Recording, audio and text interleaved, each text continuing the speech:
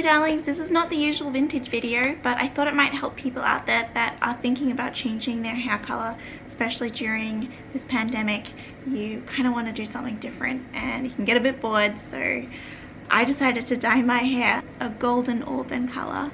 So I'm going to show you the process that I went through with box dye from my virgin brunette hair to this golden auburn. It wasn't one box dye to get this color. I had to lighten my hair before I was able to get this color. If you just put your red dye on to your already dark hair, it's just gonna kind of pretty much be the same but with a reddish tinge, which is not what I wanted. I wanted to lighten my hair first, but I did that without using bleach, just using different box dyes that have lightening shades in them. So I'll show you the process. Also guys, a very important disclaimer is that with these box dyes, especially the lightening shades and even the red that I used, it has a warning on the box to do an allergy test 48 hours prior to dyeing your hair, and I did my 48-hour allergy test and I was fine, and then I dyed my hair and I did end up getting an itchy under eye here, and I didn't think it was anything, and then I went in again with the second box of that lightening shade and I started to get really itchy under my eye. So just please be really careful, do your test just to see if you have any reaction, because it's not nice having a rash on your face, especially on really delicate skin. I'm still healing after this. I've got a bit of a dry patch under here and I've had to put coconut oil on to try and soothe it because it can be pretty itchy. So yes, that is a fair warning when you are playing around with box dyes and stuff like that. Make sure that you do your safety tests before, because you don't want to have a reaction.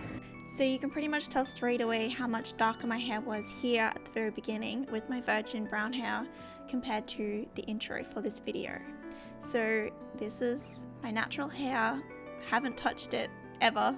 So this is the dye, the Golden Auburn by Clairol, that I wanted to use, and I knew straight away that I didn't want that darker color with my dark hair, so I knew I needed to lighten my hair first.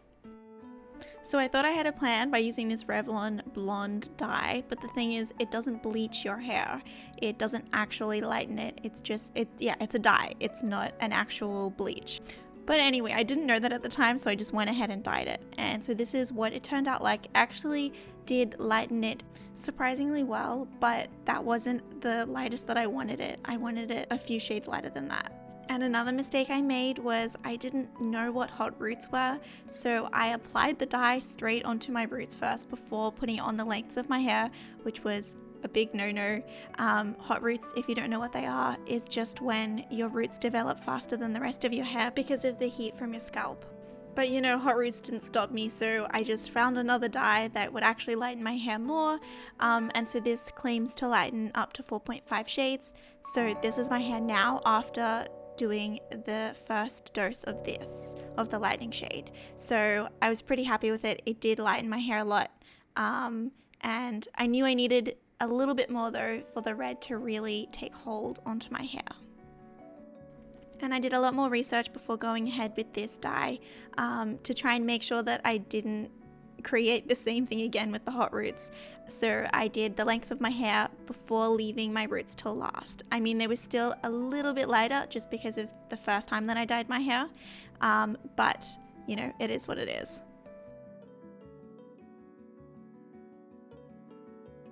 There are so many dyeing videos out there about how to dye your hair, so I feel like there's not really any point in me showing you, you know, you just put the tube into the bottle of developer.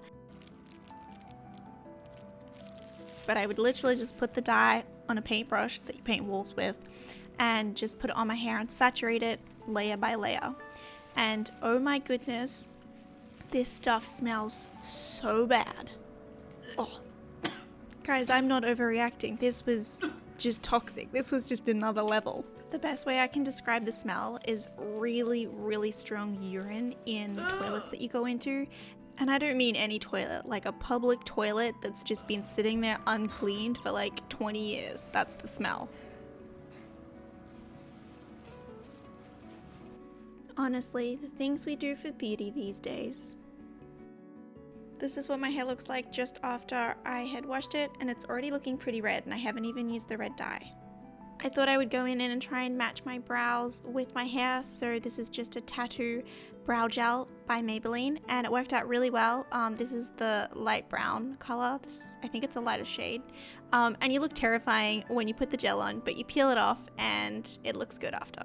So this is my hair now when it's dry after the second lightening shade, so it's already a different color, and it's actually nice as is. I could have left it, but I wanted to keep going through the process to get the red hair.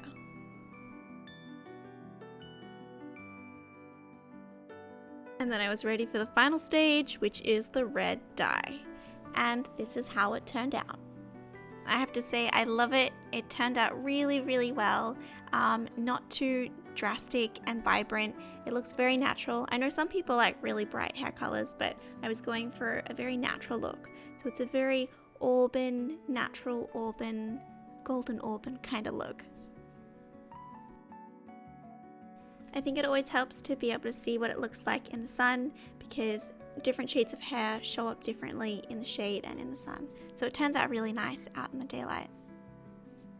Thank you guys so much for coming along on my hair dyeing journey with me. If you have any questions, just ask them down below. See you next Sunday. Bye!